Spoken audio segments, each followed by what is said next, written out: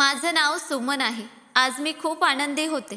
सकाळपासूनच आज माझ्यासोबत सर्व काही अतिशय चांगलं घडत होतं. मी माझ्या बाजूने कोणतीही चूक करण्याचा प्रयत्न करत नव्हते. कारण मी जाणत होते की जर माझ्याकडून कोणतीही चूक झाली तर त्याचा परिणाम अतिशय वाईट होईल. वरच्या देवाच्या कृपेने आज माझ्याकडून कोणतंही काम चुकीचं झालं नव्हतं. माझ्या नवऱ्याला कामावरून घरी येऊन 1 तास उलटला होता आणि त्यांनी अद्याप माझ्या कोणत्याही कामात दोष काढला नव्हता. मला वाटत होतं की आज मी प्रत्येक काम अगदी परिपूर्ण पद्धतीने करू शकले आहे. पण हा माझा गैरसमज होता. जेव्हा मी माझ्या नवऱ्याला जेवण वाढलं आणि मी त्यांच्या जवळ बसले तेव्हा त्यांनी जेवत असताना सांगितलं की मिरची खूप तिखट आहे. माझ्या नवऱ्याने इतकं म्हणताच गोंधळ सुरू केला. मला शिव्या देऊ लागले आणि जी डाळ मी त्यांना वाढली होती तीच गरमागरम डाळीची थाळी त्यांनी फेकून माझ्या तोंडावर मारली. सगळी डाळ माझ्या चेहऱ्यावर आली होती. माझा पूर्ण चेहरा जळाला होता आणि माझी सासू दारात उभी राहून खूप आनंदी होत होती. म्हणाली की तुझ्यासोबत तर असंच व्हायला हवं. पण माझी अवस्था अतिशय वाईट होती. माझी मुलं माझी स्थिती पाहून घाबरली होती. मी अतिशय रडत होते. मी कसेबसे माझ्या थरथरणाऱ्या बोटांनी माझा चेहरा साफ केला. जेव्हा माझा नवरा खोलीतून बाहेर गेला तेव्हा जाता जाता म्हणाला की आज मी तुला अतिशय मोठी शिक्षा देईन. तरीही तुझ्यासाठी सर्वात मोठी शिक्षा घटस्फोटच आहे. पण त्यापूर्वी मला ते करायचं आहे जे आजपर्यंत कोणत्याही नवऱ्याने आपल्या बायकोसोबत केलं नसेल. मी घाबरले होते की माहीत नाही माझा नवरा माझ्यासोबत असं काय करणार आहे. मी खोलीत आले आणि अतिशय रडू लागले. देवासमोर हात जोडून प्रार्थना करू लागले की तो माझा जीव वाचू दे. कारण मी माझ्या नवऱ्याने दिलेल्या शिक्षेपासून अतिशय घाबरत होते. पण जसे मी माझे डोळे उघडले तेव्हा माझे भानच हरपले. जेव्हा माझ्या नवऱ्याने मला केसांपासून पकडलं आणि तिथे नेलं जिथे रात्रीचे 8 वाजले होते आणि माझे हात वेगाने चालू लागले. या वेगाने चालणाऱ्या हातांमागे एक अतिशय मोठे कारण होते, जे म्हणजे माझ्या नवऱ्याचं घरी पोहोचणं. माझा नवरा वेळेचा अतिशय कडक होता. डोळे उघडताच त्यांना सकाळचा नाश्ता हवा असायचा. दुपारी ते ठीक 1 वाजता येत असत आणि ठीक 1:15 त्यांना जेवण हवं असायचं. त्यांना गरम जेवण खूप आवडायचं. म्हणून मी त्यांच्यासाठी ताजं जेवण बनवत असे, जे बहुतेक गरम राहत असे. सोबत सलाड आणि दहीही देत असे. माझ्या नवऱ्याला आवडत नव्हतं की त्यांच्या कामांमध्ये कोणीही हस्तक्षेप करावा. जेव्हा ते घरी येत असत तेव्हा मला इतकीही परवानगी नव्हती की मी माझ्या मुलांचे काम करू शकेन किंवा माझं कोणतंही मूल रडत असेल आणि मी माझ्या नवऱ्याचं काम सोडून प्रथम माझ्या मुलाला पाहू शकेन. माझ्या नवऱ्याची फक्त हीच इच्छा असायची की तो घरी येताच मी त्याच्या सेवेत व्यस्त राहावी. जर मी असं केलं नाही किंवा मला कोणत्याही कामात 1 सेकंदाचाही उशीर झाला तर तो मला अतिशय मारहाण करत असे, शिव्या देत असे आणि वारंवार हेच म्हणत असे की तुला काहीही येत नाही, तू बायको होण्याच्या लायकीची नाही. शांतपणे त्याच्या अत्याचारांना मी सहन करत असे. आजही मी माझ्या छोट्या मुलाचे औषध घेण्यासाठी दवाखान्यात गेले होते आणि तिथून थकलेली जेव्हा घरी परत आले तेव्हा पाहते तर काय की माझ्या सासूने घराच्या कामाला हातही लावला नव्हता. डॉक्टरकडे खूप गर्दी होती. मुलाला 2 दिवसांपासून ताप येत होता. माझा नवरा मला कुठेही घेऊन जात नव्हता ना माझी सासू घराबाहेर पडत होती. मला त्याचा ताप पाहून त्याला डॉक्टरांकडे घेऊन जावं लागलं. पण तिथे जास्त गर्दी असल्यामुळे माझा नंबर उशिरा आला होता आणि मला हीही चिंता होती की जर नवरा घरी आला तर माझ्यासोबत काय होईल. मुलाचे औषध घेणंही अतिशय आवश्यक होतं. तो अतिशय तापात जळत होता. त्याच्या वडिलांना तर त्याची कोणतीही काळजी नव्हती. माझा नवरा 2 मुलांचा बाप तर नक्कीच म्हणवला जात होता. पण मुलांच्या आनंदात, मुलांच्या दुःखात आणि मुलांच्या कामांशी त्याला कोणताही संबंध नव्हता. त्याला फक्त आपल्या आईचं ऐकणं, आपल्या बायकोवर हात उगारणं आणि आपली सर्व कामं वेळेवर करवून घेणंच जास्त आवडत होतं. मी 2 तासांपूर्वी जशी घर सोडून गेले होते तसंच घर विखुरलेलं पडलेलं होतं. घराचं दृश्य जसेच्या तसंच होतं. माझी सासू इच्छा असती तर घराचं एक तरी काम करू शकली असती. कारण तीही जाणत होती की त्यांच्या मुलाची सवय किती वाईट आहे. त्याला सर्व काम वेळेवर हवी असतात. पण माझ्या सासूला तर कोणत्याही गोष्टीची कोणतीही काळजी नव्हती. माझा नवरा माझ्यावर हात उगारत असे तर त्यांना अतिशय आनंद होत असे. मी माझे अश्रू पुसले, मुलाला औषध पाजलं आणि लगेच घराच्या कामात व्यस्त झाले. माझ्याकडे फक्त 1 तास होता आणि या 1 तासात मला घराचा आकारही सुधारावा लागला. जेवणही बनवावं लागलं आणि माझ्या मुलालाही पाहावं लागलं. तर माझी मुलगी भुकेली तहानलेली आपल्या खेळण्यांसोबत खेळत होती. माझ्या सासूने तिलाही काही खाण्यासाठी दिलं नव्हतं. तिला पाहून मला खूप वाईट वाटलं होतं. मी लगेच मुलीसमोर जेवण ठेवलं होतं, जेणेकरून ती स्वतः उचलून खाऊ शकेल. ती लहान होती. तिला स्वतःच्या हाताने अजून जेवण करणं येत नव्हतं. पण माझ्याकडे इतका वेळ नव्हता की मी तिला जेवण भरवू शकेन, कारण नवऱ्याच्या सर्व कामांची यादी माझ्या मनात चालू लागली होती आणि मी लवकर लवकर माझे हात चालवत होते. मी अतिशय थकलेली होते. कोणी माझं साथ देणारं नव्हतं, कोणी माझा त्रास समजणारं नव्हतं, कोणी माझी मेहनत पाहणारं नव्हतं. मी 1 तासात लवकर लवकर सर्व कामं केली होती. घर साफ केलं होतं, मुलांनाही साफसुथरं केलं होतं, मुलाला औषध दिलं होतं, जेवणही बनवलं होतं, सासूसाठी चहा बनवला होता आणि जेवणासाठी भांडीही काढून ठेवली होती. या दरम्यान स्वतःची काळजी घेतली नव्हती. किती वेळेपासून मी काम करत होते, थकत होते. मी आता शांतपणे श्वास घेण्यासाठी सोफ्यावर बसलेच होते की तेवढ्यात बाहेरची दाराची घंटा वाजली. तेव्हा मी पटकन उठून उभी राहिले, कारण मी समजले होते की दारावर माझा नवरा आला असेल. ते अतिशय कठोर व्यवहाराचे माणूस होते. त्यांच्या येताच घरात गोंधळ उडतो आणि आणीबाणी लागू होते. मी पटकन जाऊन दार उघडलं, त्यांच्या हातातून पिशवी घेतली आणि त्यांना थंड पाण्याचा ग्लास ट्रेमध्ये ठेवून दिला. माझ्या नवऱ्याला अजिबात ही गोष्ट आवडत नव्हती की मी त्यांना पाण्याचा ग्लास स्वतःच्या हाताने द्यावा. जर मी त्यांना ट्रेशिवाय ग्लास देत असे तर ते मला खूप शिव्या देत असत. म्हणून त्यांच्या प्रत्येक कामात मला सावधानी बाळगावी लागत असे. त्यांनी पाणी पिऊन लगेच म्हटलं की जेवण वाढ, मी आंघोळ करून येत आहे. इतक्यात मी वाकून त्यांच्या पायांवरून बूट आणि मोजे काढत होते. त्यांच्या चेहऱ्यावर घाम आला होता. मी लगेच रुमाल उचलला आणि त्यांच्या चेहऱ्यावरून घाम साफ करू लागले. मग खोलीत आले आणि कपाटातून त्यांचे कपडे काढले. माझा नवरा आंघोळीसाठी गेला होता आणि मी स्वयंपाकघरात जेवण गरम करण्यासाठी गॅसवर ठेवलं होतं आणि उरलेल्या वेळात पटकन टेबलावर जेवण सेट करू लागले. मला शांतता होती की आज कोणतीही गडबड झाली नाही. पण मला काय माहीत होतं की हीच शांतता माझं आयुष्य उद्ध्वस्त होण्याचं कारण बनणार आहे आणि मी एका अशा संकटाची शिकार होणार आहे ज्याबद्दल मला माहीतही नाही. माझा नवरा आंघोळ करून बाहेर आला तर लगेच मी त्यांना त्यांचे कपडे दिले. त्यांनी कपडे घातले, तयार झाले आणि मग लगेच डायनिंग टेबलावर जेवण करण्यासाठी बसले होते. मी स्वयंपाकघरात धावले, जेवण डिशमध्ये काढलं आणि त्यांच्या बाजूच्या खुर्चीवर बसले होते, कारण त्यांना जेवताना माझी उपस्थितीही आवश्यक असायची. जर मी त्यांच्या आसपास नसले तर ते वारंवार ओरडत राहत असत आणि त्यांना खूप राग येत असे. ते घरी असताना मला मुलांना खोलीत पाठवावं लागत असे किंवा झोपवावं लागत असे, कारण त्यांना मुलांचं रडणं धावणं अजिबात आवडत नव्हतं. मी माझ्या नवऱ्याला जेवताना पाहतच होते. त्यांना मी डाळ आधीच थाळीत काढून दिली होती. आता त्यांनी पहिला घास घेतला होता.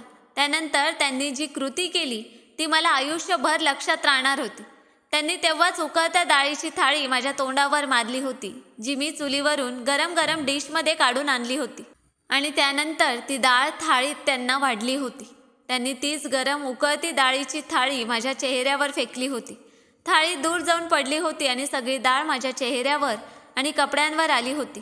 इतकंच की हातांवरही आली होती.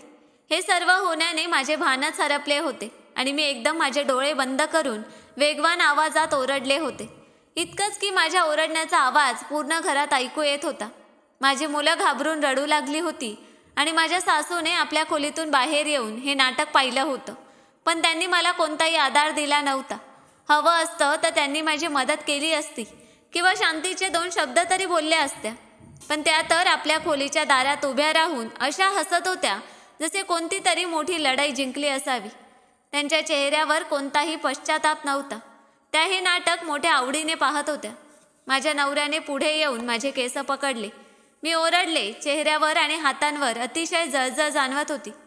माझ्या नवऱ्याने माझं डोकं पकडलं आणि डिशमध्ये राहिलेल्या उरलेल्या डाळीत माझं तोंड बुडवू लागले.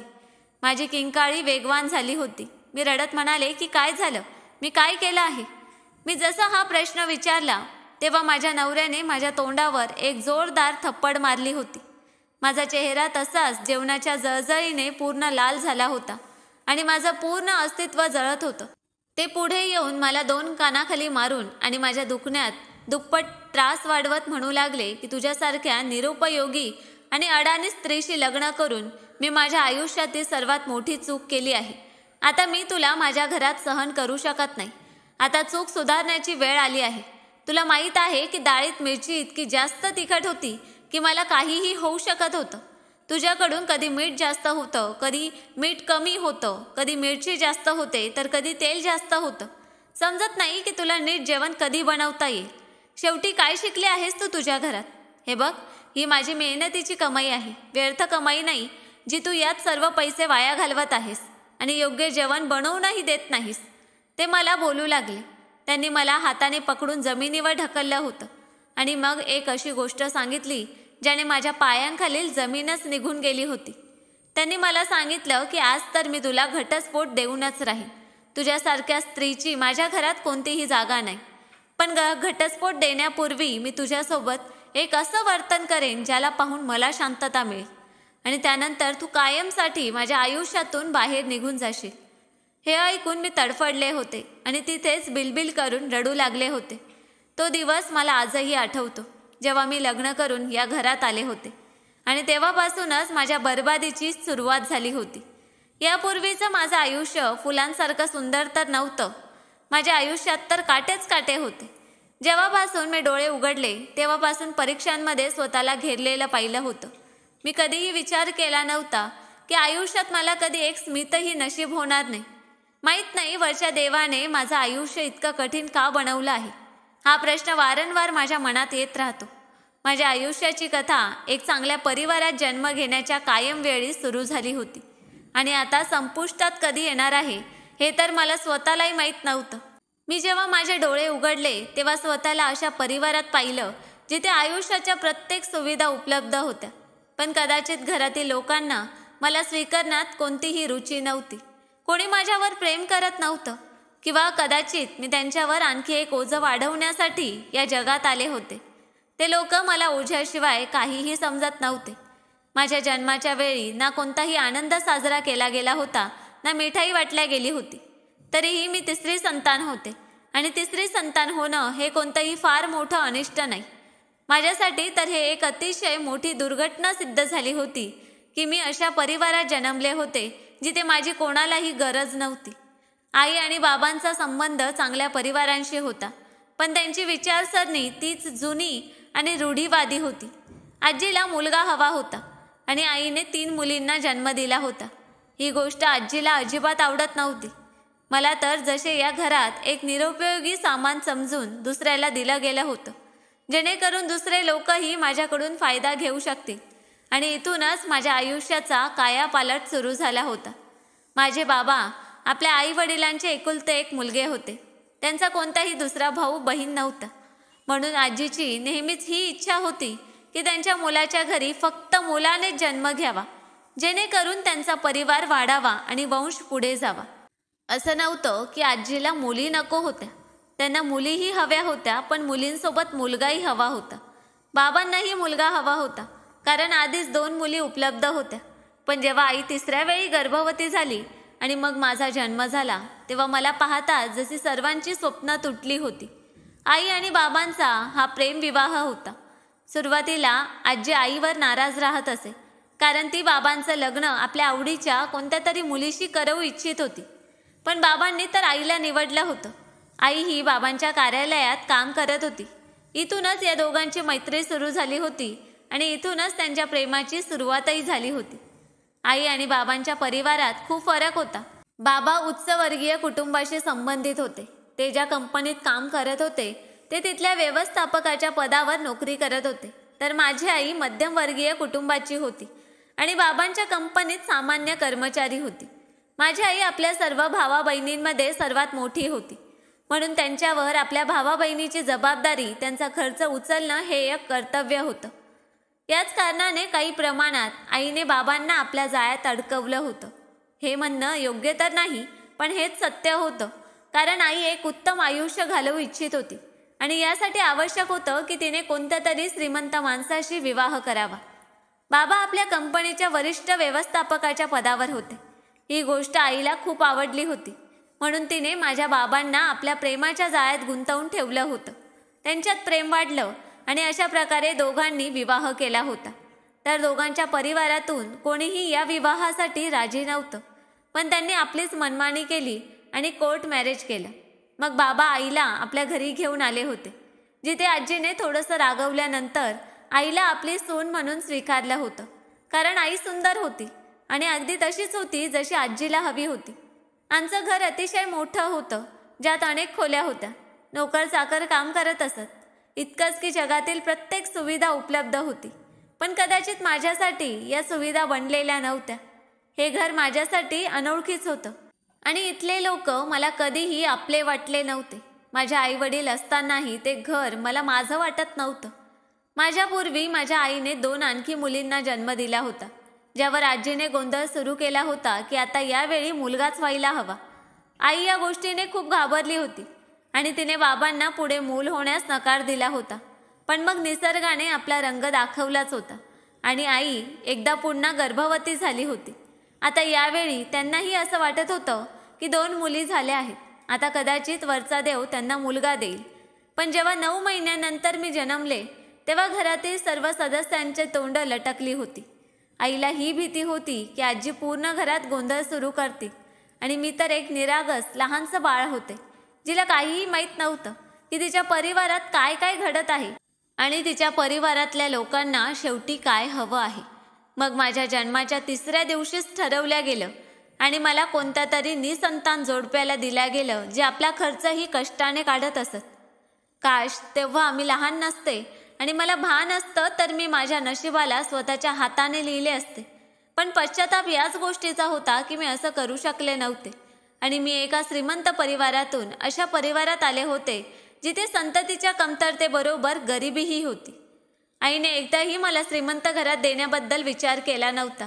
उलट त्या लोकांना दिलं होतं जे स्वतः गरिबीने भरलेलं आयुष्य घालवत होते आणि ते कोणी दुसरे नव्हते तर माझ्या आईचे भाऊ होते.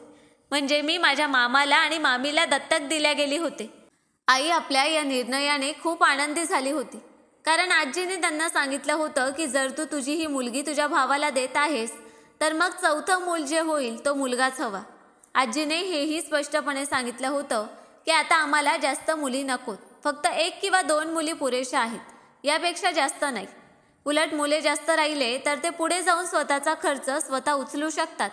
पण मुलींचं ओझं आई वडिलांवरच पडतं. म्हणून आईलाही हे योग्य वाटलं होतं आणि तिने मला आनंदाने आपल्या भाऊ वहिनीच्या हवाली केलं होतं. आणि त्या दिवशी माझं आयुष्य पूर्णपणे बदललं होतं. मामा आणि मामीच्या आनंदाची कोणतीही मर्यादा नव्हती. त्यांनी मला अगदी आपल्या मुलीसारखं ठेवलं होतं. पण हे फक्त काही महिन्यांचंच होतं. जेव्हा मी मोठी झाले आणि मग मामांची नोकरी गेली तेव्हा आधी थोडंसं घराचा खर्च जो चालत होता तोही आता चालण्यासारखा नव्हता. तर मामा आणि मामींनी मला अशुभ म्हणणं सुरू केलं होतं. मी तर निरागस बाळ होते, या गोष्टी समजत नव्हते. मला असं वाटत होतं की जसं खूप काही बदललं असावं. आधी मला त्यांचं प्रेम मिळत होतं, आता मला फक्त आणि फक्त त्यांचा द्वेषच मिळत होता. मी कुठलेही राहिले नव्हते. माझ्या आई वडिलांनी तर मला या लोकांकडे सोपवून पुन्हा मागे वळूनही पाहिलं नव्हतं. त्या दिवशी माझ्यात स्वतःला दुसऱ्यांपेक्षा कमी समजण्याची भावना निर्माण होण्यास सुरुवात झाली होती. आणि जेव्हा मी 4 वर्षांच्या वयात पोहोचले तेव्हा मामीने मला एक दिवस इतक्या जास्त मारहाण करून घराबाहेर काढलं आणि म्हणाली की जा इथून निघून जा तुझ्या आईकडे. दुसरीकडे आई जेव्हा 4थ्या वेळी गर्भवती झाली तेव्हा वरच्या देवाने त्यांना मुलगा दिला होता आणि अशा प्रकारे ती मला पूर्णपणे विसरली होती आणि आपल्या मुलाच्या आनंदात मग्न झाली होती. तिकडे मामा आणि मामीने माझं आयुष्य कठीण करून टाकलं होतं. जसजसे मी मोठी होत होते तसतसे मला हे जाणवलं की मी या जगात आले तरी का? काश मी जन्मलेच नसते तर हे सर्व माझ्यासोबत घडलंच नसतं. हा विचार वारंवार माझ्या मनात निर्माण होत राहत होता. मामा आणि मामीने जेव्हा मला दत्तक घेतलं होतं तेव्हा त्यानंतर 3 वर्षांनीच त्यांचाही मुलगा झाला होता आणि तेव्हापासून त्यांनी मला दुर्लक्षित करणं सुरू केलं होतं. ज्यांच्याकडे वर्षानुवर्ष संतती नव्हती, माझी शुभ पावलं त्यांच्या घरी पडण्याने त्यांच्या घरी मुलगा जन्मला होता. पण ते या गोष्टीला मानतच नव्हते. ते तर मला अशुभच म्हणत होते आणि मुलगा आल्यानंतर त्यांनीही माझी किंमत करणं संपवलं होतं. त्यांना माहीतच नसायचं की मी काय परिधान करते, काय खाते, मला कोणत्या गोष्टीची गरज आहे. या सर्व गोष्टी जसे आता त्यांचं डोकेदुखी बनल्या होत्या आणि त्यांनी माझं आयुष्य बर्बाद करून ठेवलं होतं. मी पूर्णपणे तुटून राहिले होते. जेव्हा 8 वर्षाच्या वयात पोचले तेव्हापर्यंत मी हेच शब्द ऐकले होते की ही मुलगी अशुभ आहे. जेव्हापासून आपल्या आई वडिलांच्या घरी जन्मले तेव्हापासून आपल्या आईसाठी तिने संकट उभी केली आणि आता जेव्हा आमच्या घरी आली आहे तेव्हा आमच्यासाठी ही संकटाचे पर्वत घेऊन आली आहे, जे आमच्या घरी येऊन तिने तोडली आहेत. त्यांची ही बोलणी माझ्या हृदयाला चिरून टाकत होती. आता त्यांच्यासाठी त्यांचा मुलगाच सर्व काही होता आणि मी हे सर्व सहन करू शकत नव्हते. त्यांना मला शिक्षण देण्याचीही गरज जाणवली नव्हती. पण जेव्हा मामांकडून भांडण करून मी सांगितलं की तुम्हीच तर मला माझ्या आईकडून वेगळं केलं आहे, तुमच्यावरच माझ्या शिक्षणाची जबाबदारी येते, देवासाठी माझ्याकडून माझा हा हक्क काढू नका, तर त्यांनी माझा कुठल्या तरी सरकारी शाळेत कसेबसे प्रवेश करवला होता. माझा गणवेश, पुस्तकं या सर्व गोष्टींशी आता त्यांना कोणताही लगाव नव्हता. मी आता त्यांच्यासाठी कोणतीही महत्त्वाची नव्हते. जेव्हा मी जन्मले तेव्हा त्यांनी आईबाबांना प्रत्येक प्रकारे आणि प्रत्येक मर्यादेपर्यंत हे विश्वास देण्याचा प्रयत्न केला होता की ते त्यांच्या दिलेल्या मुलीची खूप काळजी घेतात, तिला त्यांच्या पापण्यांवर बसवून ठेवतात. पण प्रत्येक दावा खोटा सिद्ध झाला होता आणि त्यांनी मला मुलगी तर काय नोकरानेच बनवून ठेवलं होतं. सकाळपासून संध्याकाळपर्यंत मी घराच्या कामात व्यस्त असते, तरीही माझं वय फक्त आणि फक्त 10 वर्षांचं होतं आणि या 10 वर्षात मला माझ्या आयुष्याचाच द्वेष झाला होता. माझ्याकडून माझं बालपण काढून घेतलं गेलं होतं, खेळण्या कुदण्याचं वय काढून घेतलं गेलं होतं. मला कोणी प्रेम करणारं नव्हतं, कोणी माझ्या डोक्यावर हात ठेवणारं नव्हतं. फक्त प्रत्येक बाजूने मला टोमणे मिळत होते. आई आणि बाबांनी तर कधी मला वळून विचारलंही नव्हतं.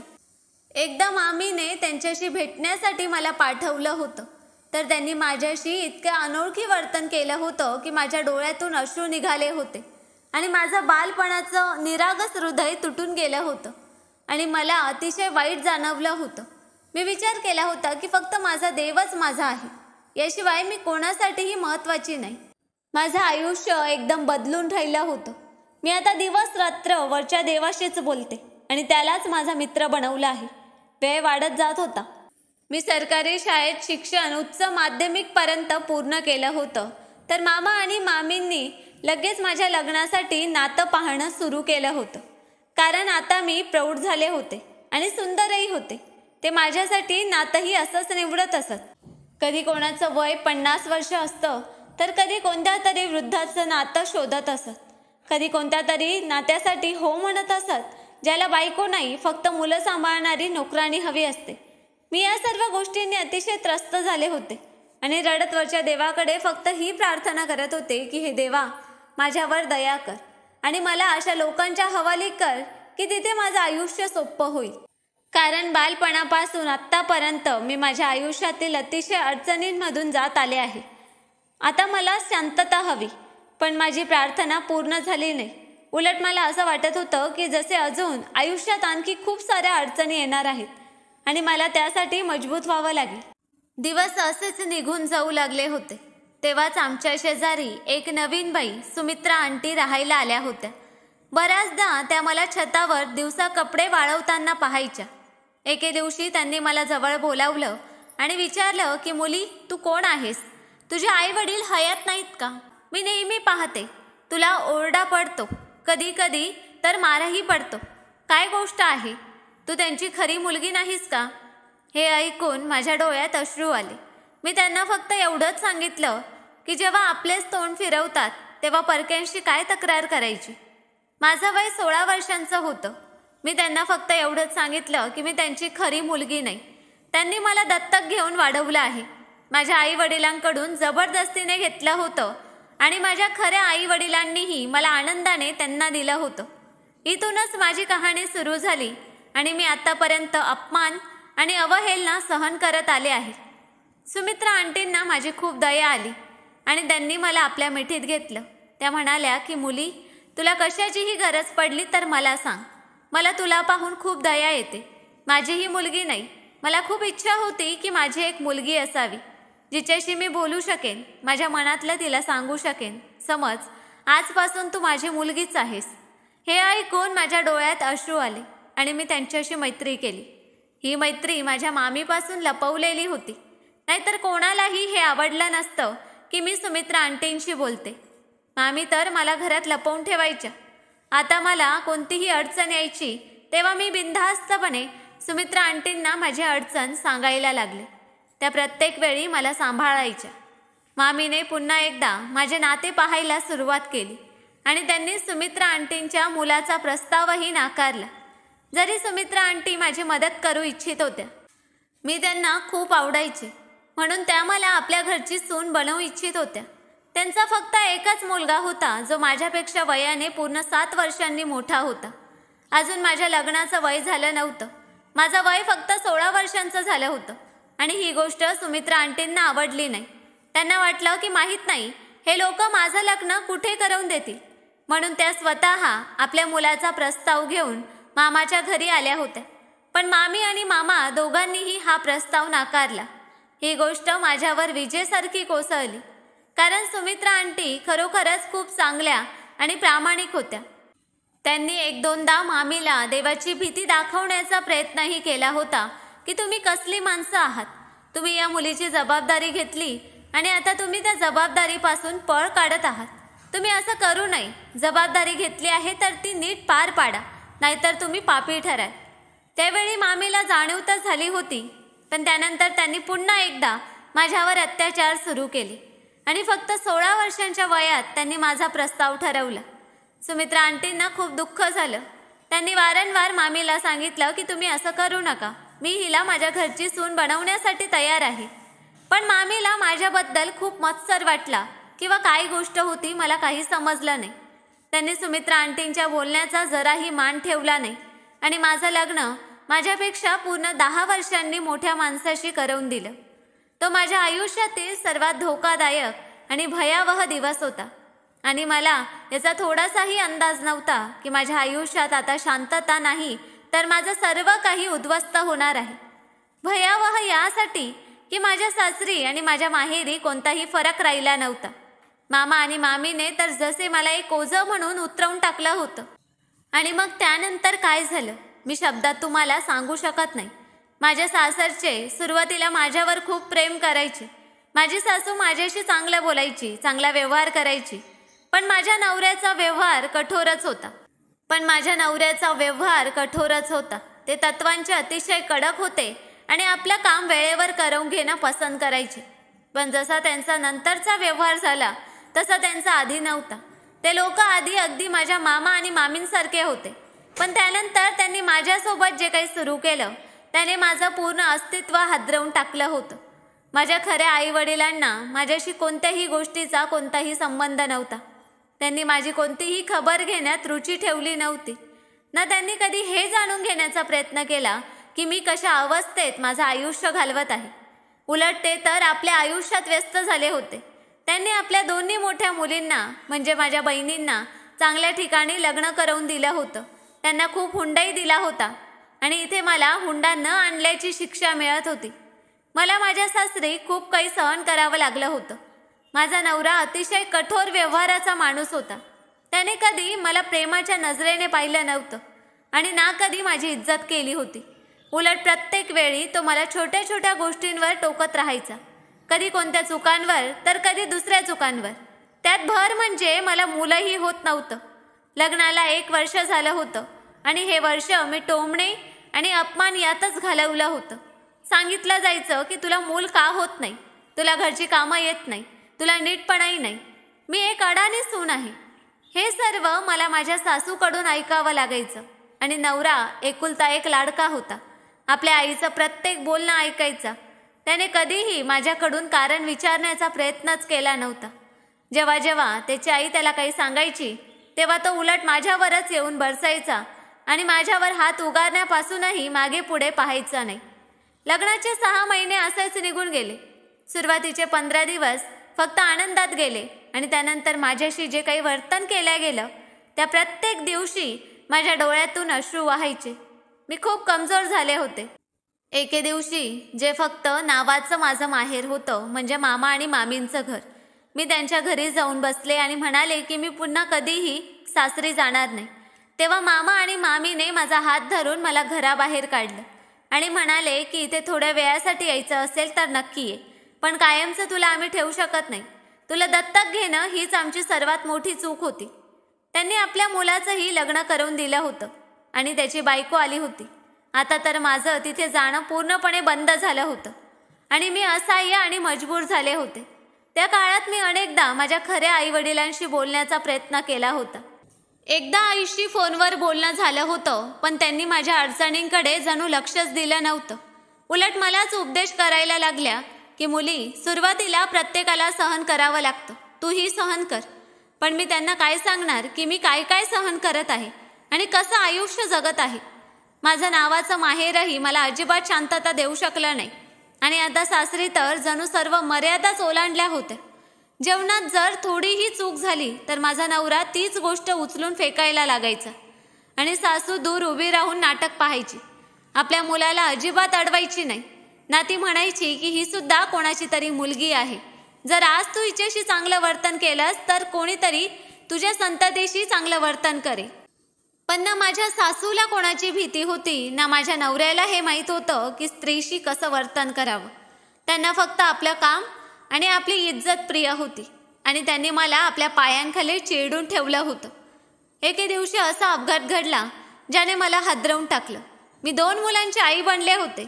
मुलांना जन्म देण्यासाठी मला लग्नानंतर 4 वर्षांचा काळ लागला होता. आधी माझी मुलगी जन्मली होती आणि त्यानंतर मी एका मुलाला जन्म दिला होता. तेव्हा जाऊन माझी सासू थोडी शांत झाली होती. तिचे टोमणे तर संपले होते, पण मागून वार करणं तिने सोडलं नव्हतं. आणि मग ते घडलं ज्याचा मी कधी विचारही केला नव्हता. त्या रात्री माझ्या मुलाची तब्येत खराब होती. माझा नवरा माझ्या बाजूला बिछाण्यावर आरामात झोपला होता आणि मी सारी रात्र जागी होते. सकाळी माझे डोळे उशिरा उघडले तर माझ्या नवऱ्याने खूप काही बोलून दाखवलं होतं. मी शांतपणे त्यांचं बोलणं ऐकत राहिले. डोक्यात प्रचंड दुखत होतं. सारी रात्र झोप आली नव्हती. माझ्या सासूनेही गोंधळ सुरू केला की कसली बाई आहे ही, हिला कोणत्याही गोष्टीची काळजीच नाही की नवरा उपाशी कामावर गेला. ही याच गोष्टीची वाट पाहत असते की तिला कोणतंही काम करावं लागू नये. मी सारी कामं करूनही, सर्वांचं बोलणं ऐकूनही शांतपणे माझ्या सासूचं बोलणं ऐकत राहिले. माझ्यात सहनशक्ती खूप जास्त निर्माण झाली होती. शेवटी मी खूप काळ दरिंद्यांमध्ये घालवला होता. माझ्या नवऱ्याच्या जाण्याने मी शांततेचा श्वास घेतला आणि माझ्या मुलाला घेऊन डॉक्टरकडे गेले. तिथे डॉक्टरकडे लांबलचक रांग पाहून माझे होशच उडाले. कारण आज माझ्या नवऱ्याने सांगितलं होतं की ते लवकर घरी येतील आणि आता माझे श्वास वेगाने चालू लागले. कारण डॉक्टरने औषधांची एक लांबलचक यादी दिली होती. मेडिकलवरही आधीपासून खूप गर्दी होती. तिथे जाऊन रांगेत उभं राहून माझ्या तापात फडफडणाऱ्या मुलाला माझ्या मांडीवर लपवून मी 1 तास वाट पाहिली. तेव्हा कुठे मला औषध मिळालं आणि मी लगेच रिक्षात बसून घरी आले, जिथे मी जलद गतीने हात चालवले. माझ्याकडे फक्त 1 तास उरला होता. 1 तासानंतर माझा नवरा येणार होता आणि मी यंत्रवत काम केलं. कारण सासूने तर नेहमीप्रमाणे माझी कोणतीही मदत केली नव्हती आणि बिछाण्यावर बसून माझीच वाट पाहत राहिली. उलट तिने तर स्वतःसाठी चहाही बनवून प्यायला नव्हता. त्यासाठीही तिला माझीच वाट होती. जेवणही बनलं नव्हतं. माझी मुलगीही भुकेली होती. हे सर्व पाहून मी खूप रडले. पण जर रडण्यात वेळ वाया घालवला असता तर माझा नवरा पुन्हा बोलला असता की तुझ्यासारख्या हजारो मुली आपलं घर सांभाळतात आणि तू आहे की तुला रडण्याशिवाय काहीही येत नाही. पण मी आणखी काय करणार. माझ्याकडे आई वडिलांच्या नावावर कोणताही खास आणि ठोस नातं नव्हतं आणि ना माझ्या नवऱ्यामध्ये इतकी हिंमत होती की तो आपल्या आईविरुद्ध उभा राहील. उलट माझा नवरासुद्धा माझा नव्हता. मला माझ्या नशिबावर रोज रडणं यायचं. पण मग रडण्यात वेळ वाया घालवण्याऐवजी मी जलद गतीने हात चालवून जेवण तयार केलं. माझा नवरा आला तेव्हा त्याला जेवण दिलं आणि इथूनच गडबड सुरू झाली. आज मी प्रथमच जेवण चाखायला विसरले. चुकून त्यात 1 चमचा मिरची जास्त पडली होती आणि जसं माझ्या नवऱ्याने जेवणाचा पहिला घास घेतला तसं त्यांना मिरची तिखट वाटली आणि त्याने काहीही न विचार करता ती उकळती डाळ जी मी त्याला नुकतीच आणून दिली होती ती त्याने माझ्या तोंडावर मारली. मी थक्क झाले. जळजळीने माझं पूर्ण अस्तित्व जळू लागलं. जेवण इतकं गरम होतं की माझ्या चेहऱ्यावर लाल डाग स्पष्ट दिसत होते आणि मी ओरडून रडत होते. माझी मुलं मला पाहून रडू लागली आणि माझ्याशी लिपटली. पण माझ्या नवऱ्याला तरीही माझ्यावर कोणतीही दया आली नाही. त्याने मला एक जोरदार थप्पड मारली आणि मला दूर ढकललं. मी माझा चेहरा साफ केला तेव्हा डोळे धुरकटू लागले. डोळ्यातही जळजळ जाणवत होती. मी मोठ्या आवाजात रडू लागले. माझी सासू दूर उभी राहून नाटक पाहून हसत होती आणि म्हणाली की तुझ्यासोबत तर असंच व्हायला हवं होतं. मला वाटलं की आता मी जमिनीत गडप होईन, पण पुन्हा वळून या लोकांमध्ये आयुष्यही घालवेन. तेव्हाच माझ्या नवऱ्याने माझे केस पकडून मला जोराने ढकललं आणि एक अशी गोष्ट सांगितली जी ऐकून मी थरथर कापू लागले. त्याने मला सांगितलं की तू फक्त घटस्फोटाच्या लायक नाहीस, तर मी तुला एक असं कृत्य करून सोडेन जे आजपर्यंत कोणत्याही नवऱ्याने आपल्या बायकोसोबत केलं नसेल. हे ऐकून मी थक्क नजरेने त्याच्याकडे पाहिलं की घटस्फोटापूर्वीही कोणता अत्याचार बाकी आहे जो माझा नवरा माझ्यावर करू इच्छितो. माझ्या डोळ्यातून सतत अश्रू वाहत होते. मी माझ्या नवऱ्यासमोर हात जोडले, कारण असा विचार करणं सोपं होतं की त्याच्यापासून घटस्फोट घेऊन मी वेगळी होईन, पण असं करणं खूप कठीण होतं. पण त्यानंतर माझ्या नवऱ्याने जे काही केलं त्याने मला त्याला सोडण्याचा निर्णय खूप सोपा वाटला.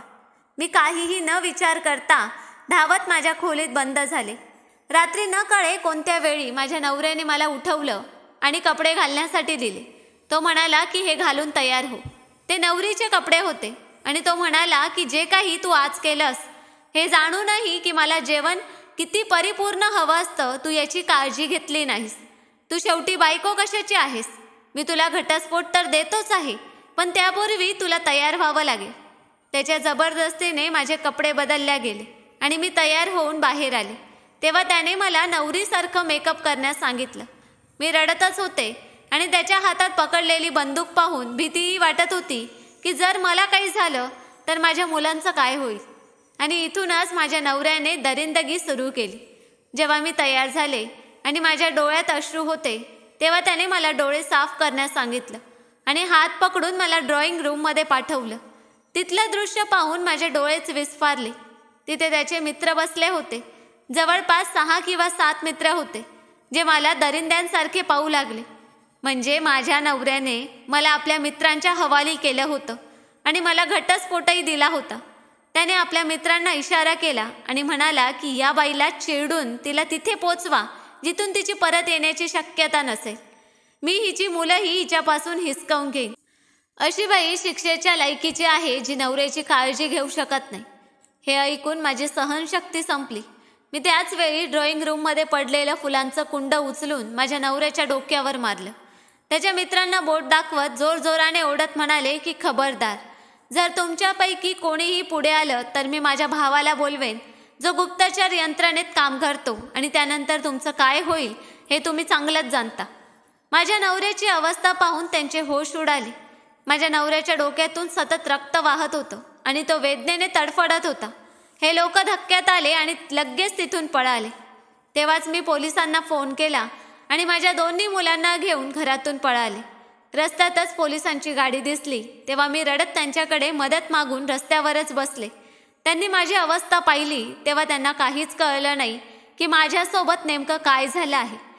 मी धावत पोलीस निरीक्षकाकडे गेले आणि हात जोडून फक्त एवढंच सांगितलं की माझ्या क्रूर नवऱ्याने मला फक्त घटस्फोटच दिला नाही तर मला आपल्या मित्रांना विकलं होतं आणि तो माझी मुलंही माझ्यापासून हिसकावण्याची धमकी देत होता.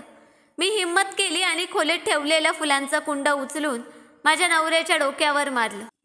हे सर्व मी माझ्या बचावासाठी केलं. मला माझ्या मुलांच्या जीवाची काळजी आहे. तो माझ्याशी सोड उगवेल आणि माझ्या जीवाचा शत्रू बनेल. त्याने माझ्यावर खूप अत्याचार केले आहेत. सोबतच मी तिथे उपस्थित महिला पोलीस हवालदाराला माझ्या शरीरावरील खुणा दाखवल्या तेव्हा त्यांनी मला पोलीस ठाण्यात येण्यास सांगितलं.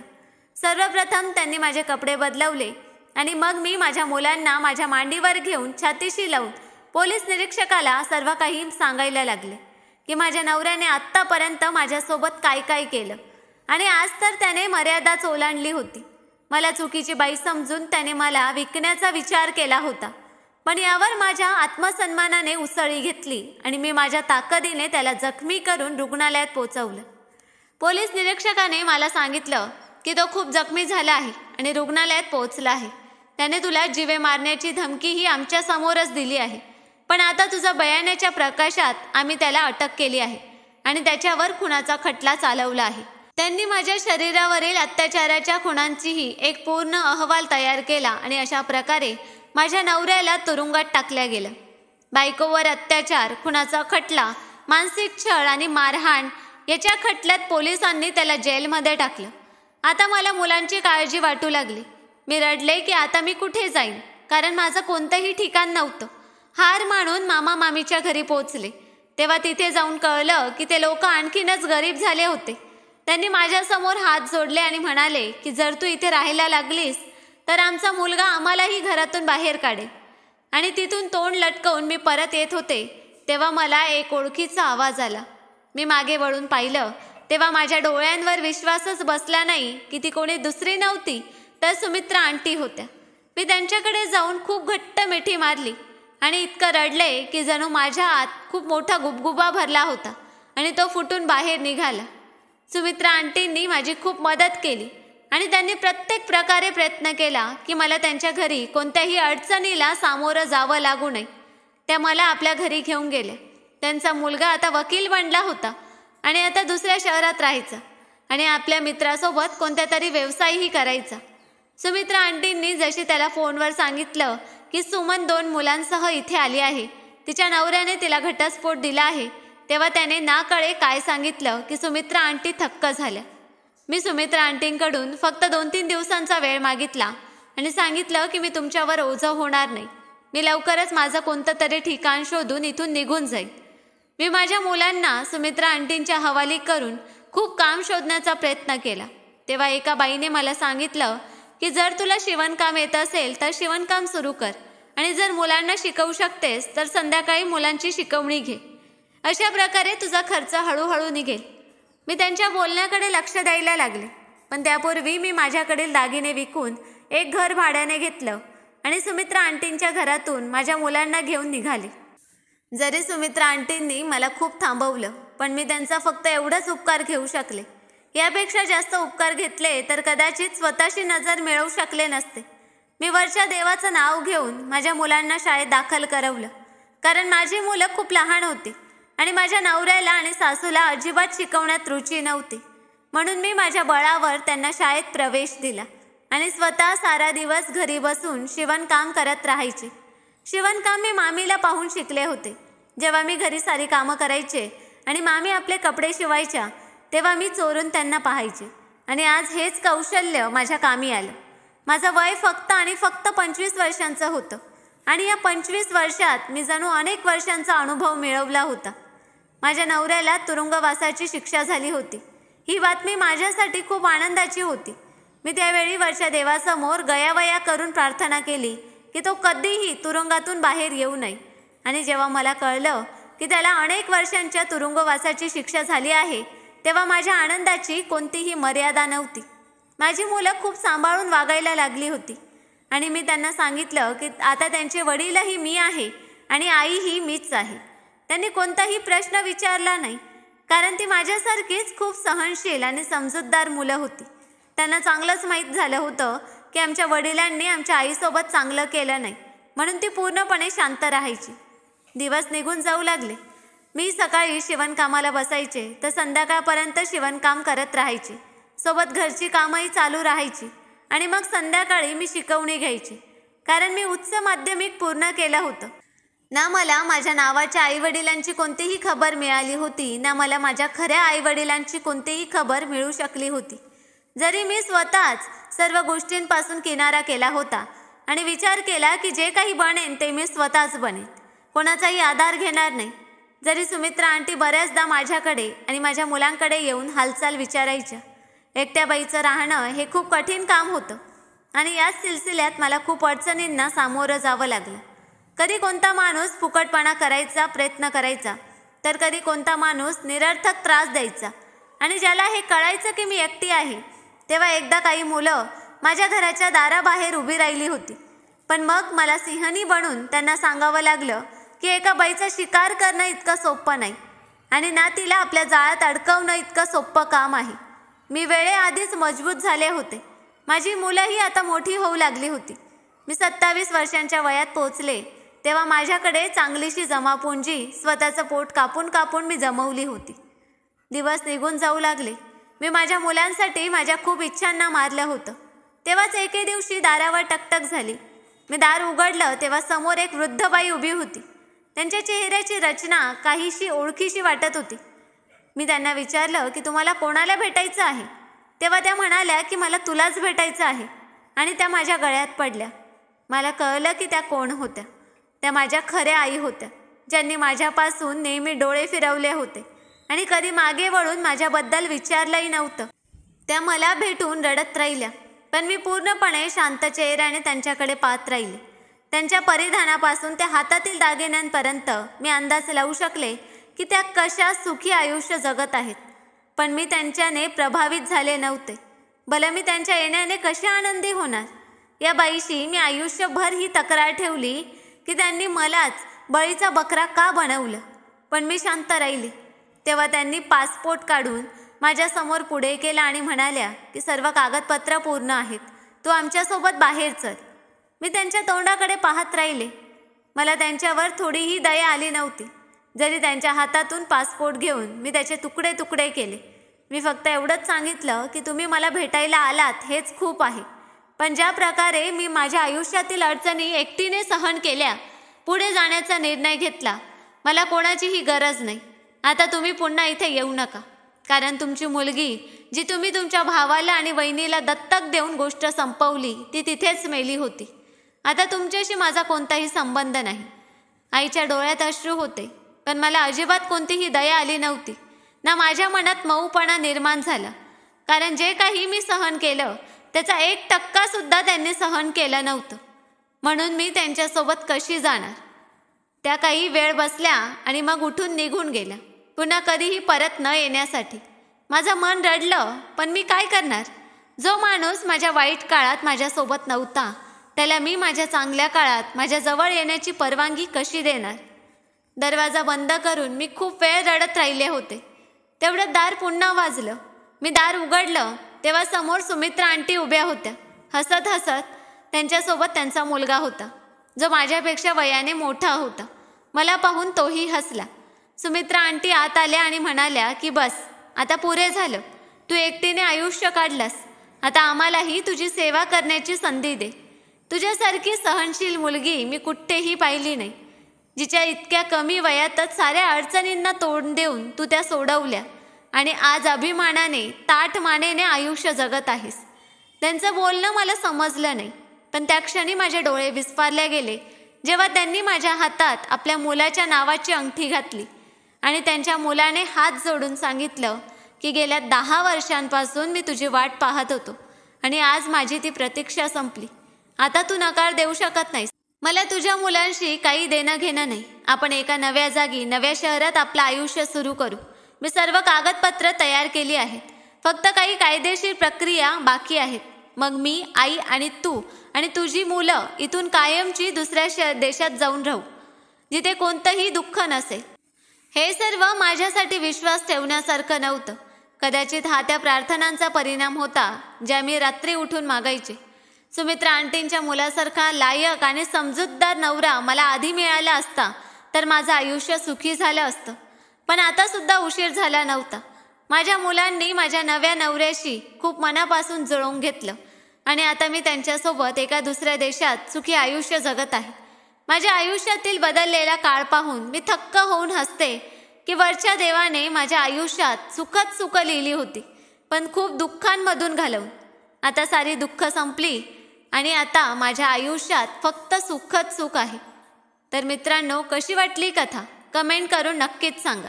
आणि कथा आवडली असेल तर व्हिडिओला लाईक आणि चॅनलला सबस्क्राईब करायला विसरू नका. धन्यवाद.